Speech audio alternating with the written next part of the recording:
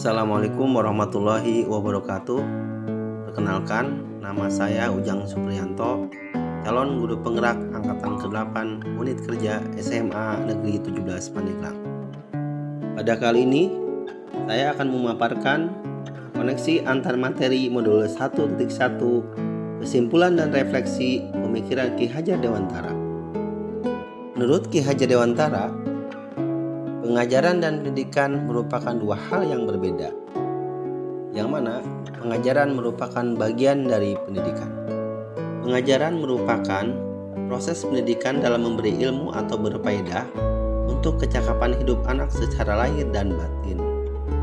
Sedangkan pendidikan memberi tuntunan terhadap segala kekuatan kodrat yang dimiliki anak agar ia mampu mencapai keselamatan dan kebahagiaan yang setinggi-tingginya, baik sebagai seorang manusia maupun sebagai anggota masyarakat. Berdasarkan pemikiran Ki Hajar Dewantara, dapat disimpulkan bahwa pendidikan pada dasarnya adalah yang pertama, menuntun segala kekuatan kodrat yang ada pada anak-anak untuk mencapai keselamatan dan kebahagiaan. Yang kedua, dalam proses menuntun, anak diberi kebebasan, namun guru sebagai pamong memberikan tuntunan dan arahan agar anak tidak kehilangan arah dan membahayakan dirinya. Yang ketiga, seorang guru berperan sebagai pamong dapat memberikan tuntunan agar anak dapat menemukan kemerdekaannya dalam belajar. Yang keempat, seorang guru dalam menuntun anak hanyalah untuk menebalkan garis-garis samar agar dapat memperbaiki lakunya untuk menjadi manusia seutuhnya. Yang kelima, dalam memberikan pendidikan, seorang guru harus memperhatikan kodrat keadaan yang dimiliki oleh anak didiknya, yaitu kodrat alam dan kodrat zaman. Dan yang keenam, pendidikan merupakan tempat berlatih pembentukan karakter atau budi pekerti pada anak didik. Setidaknya, dalam menuntun anak didik, seorang guru harus menjalankan yang pertama, menjalankan trilogi pendidikan. Ingarso Sung Tulodo, Ingmandia Mangunkarso, Tuturi Handayani. Yang kedua adalah menjalankan asas trikon, yaitu kontinu, konvergen, dan konsentris. Dan yang ketiga, pendidikan yang berpihak pada murid.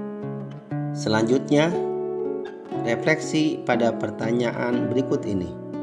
Pertama, apa yang Anda percaya tentang murid dan pembelajaran di kelas sebelum Anda mempelajari modul 1.1? Kedua, apa yang berubah dari pemikiran atau perilaku Anda setelah mempelajari modul ini? Yang ketiga, apa yang dapat segera Anda terapkan lebih baik agar kelas Anda mencerminkan pemikiran Ki Hajar Dewantara? Pertanyaan yang pertama, apa yang Anda percaya tentang murid dan pembelajaran di kelas sebelum Anda mempelajari modul 1.1? Sebelum mempelajari dan memahami modul 1.1, yang biasa dilakukan adalah yang pertama, pembelajaran hanya sebatas transfer ilmu pengetahuan semata. Yang kedua, kurang mengenal karakteristik anak didik secara menyeluruh. Yang ketiga, pembelajaran hanya menggunakan satu model pembelajaran untuk semua anak didik. Yang keempat, pembelajaran hanya berfokus pada penyelesaian materi semata, tanpa menghiraukan ketercapaian pada materi yang telah disampaikan. Yang kelima, pembelajaran hanya lebih terfokus pada aspek kognitif saja. Selanjutnya pertanyaan yang kedua, apa yang berubah dari pemikiran atau perilaku Anda setelah mempelajari modul ini?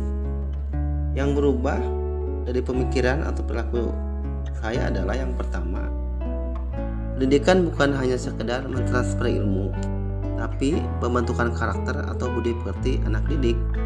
Yang kedua, mengenal karakteristik seluruh anak didik. Yang ketiga, menerapkan beberapa model pembelajaran sesuai karakteristik anak didik. Yang keempat, pembelajaran harus lebih mementingkan ketercapaian materi pada anak didik. Yang kelima, pembelajaran memfokuskan keseimbangan antara kognitif, afektif, dan psikomotorik. Selanjutnya, pertanyaan yang ketiga adalah apa yang dapat segera Anda terapkan lebih baik agar kelas Anda mencerminkan pemikiran Ki Hajar Dewantara. Yang pertama adalah mendesain pembelajaran diferensiasi sesuai dengan karakteristik anak didik. Yang kedua, menjalankan trilogi pendidikan Ki Hajar Dewantara. Yang ketiga, menerapkan pendidikan dengan asas trikon, kontinu, konvergen, dan konsentris. Dan yang keempat, menjalankan pendidikan yang berpihak pada murid. Demikianlah pemaparan yang dapat disampaikan mengenai koneksi antara materi, kesimpulan, dan refleksi pemikiran Ki Hajar Dewantara. Semoga bermanfaat dan terima kasih.